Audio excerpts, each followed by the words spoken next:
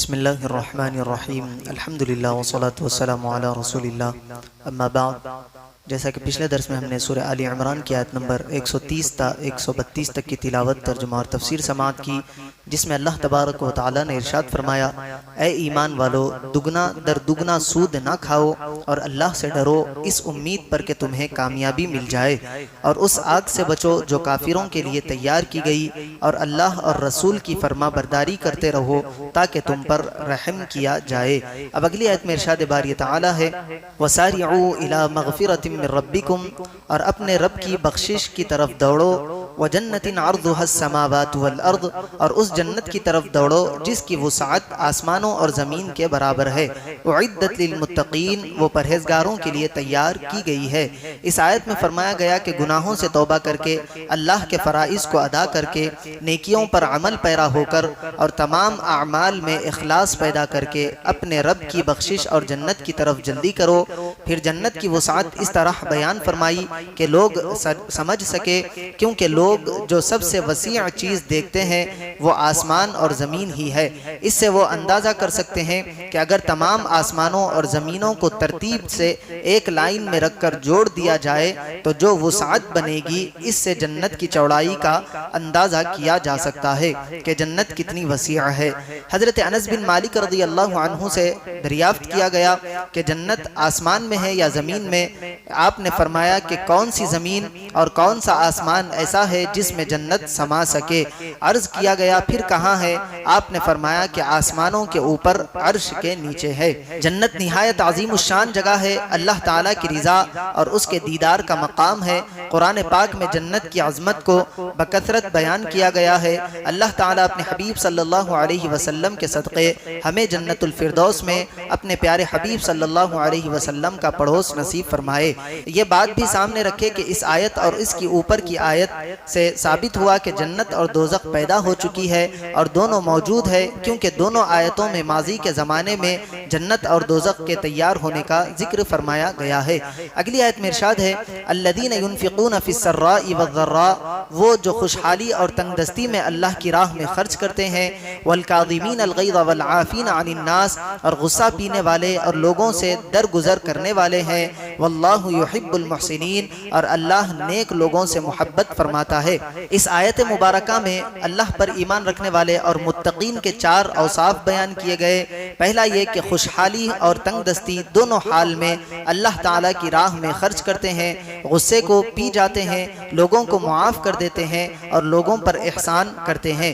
اسی طرح اللہ تعالیٰ کی بارگاہ میں، اللہ تعالیٰ کی راہ میں خرچ کرنے کے بارے میں اللہ تعالیٰ ایک اور مقام پر ارشاد فرماتے ہیں، اور جو چیز تم اللہ کی راہ میں خرچ کرو وہ اس کے بدلے میں اور دے گا، اور سب سے بہتر رزق دینے والا، اور وہ سب سے بہتر رزق دینے والا ہے۔ اسی طرح ایک اور آیت میں ہے کہ بے شک وہ لوگ جو اللہ کی کتاب کی تلاوت کرتے ہیں اور نماز قائم رکھتے ہیں اور ہمارے دیے ہوئے رزق میں سے پوشیدہ اور اعلانیہ کچھ ہماری راہ میں خرچ کرتے ہیں، وہ ایسی تجارت کے امیدوار ہیں جو ہرگز تباہ نہیں ہوگی، تاکہ اللہ انہیں ان کے ثواب بھرپور دے اور اپنے فضل سے اور زیادہ عطا کرے، بے شک وہ بخشنے والا، قدر فرمانے والا ہے۔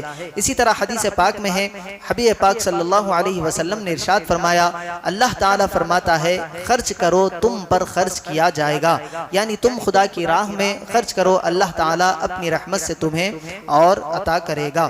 اسی طرح حدیث مبارکہ میں غصے پر قابو پانے والے کے فضائل بیان کیے گئے۔ حبیب پاک صلی اللہ علیہ وسلم ارشاد فرماتے ہیں کہ بہادر وہ نہیں جو پہلوان ہو اور دوسرے کو پچھاڑ دے، بلکہ بہادر وہ ہے جو غصے کے وقت خود کو قابو میں رکھے۔ ایک اور حدیث میں ہے کہ حبیب پاک صلی اللہ علیہ وسلم ارشاد فرماتے ہیں، جو شخص اپنی زبان کو محفوظ رکھے گا اللہ اس کی پردہ پوشی فرمائے گا، اور جو اپنے غصے کو روکے گا قیامت کے دن اللہ اپنا عذاب اس سے روک دے گا۔ جو اللہ سے عذر کرے گا اللہ تعالیٰ اس کے عذر کو قبول فرمائے گا۔ اسی طرح ایک اور حدیث میں ہے، اللہ تعالیٰ فرماتا ہے، جو اپنے غصے میں مجھے یاد رکھے گا میں اسے اپنے جلال کے وقت یاد کروں گا اور ہلاک ہونے والوں کے ساتھ اسے ہلاک نہ کروں گا۔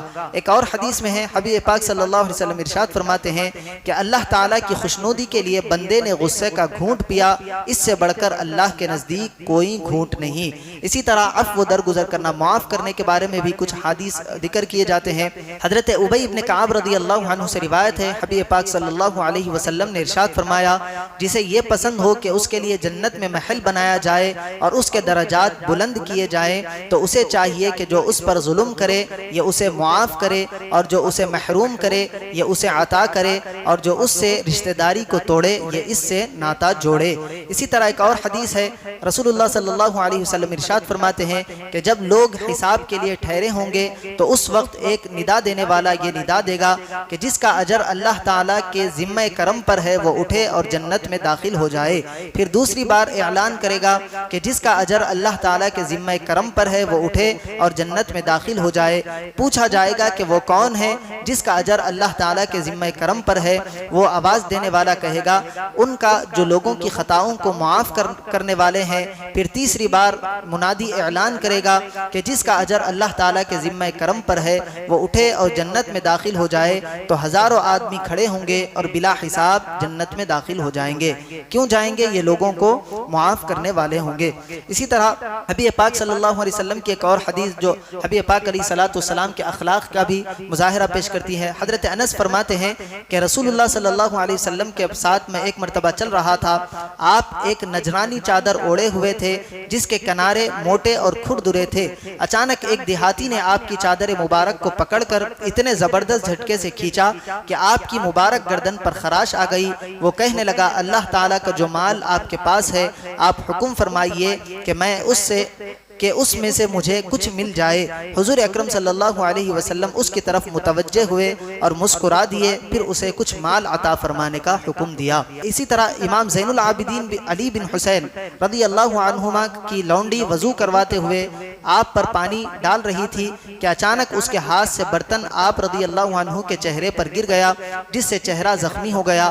آپ رضی اللہ عنہ نے اس کی طرف سر اٹھا کر دیکھا تو اس نے عرض کی اللہ تعالیٰ ارشاد فرماتا ہے والکاظمین الغیظ، اور غصہ پینے والے۔ امام زین العابدین رضی اللہ عنہ نے فرمایا کہ میں نے اپنا غصہ پی لیا۔ اس نے پھر عرض کی والعافین عن الناس، اور لوگوں سے درگزر کرنے والے۔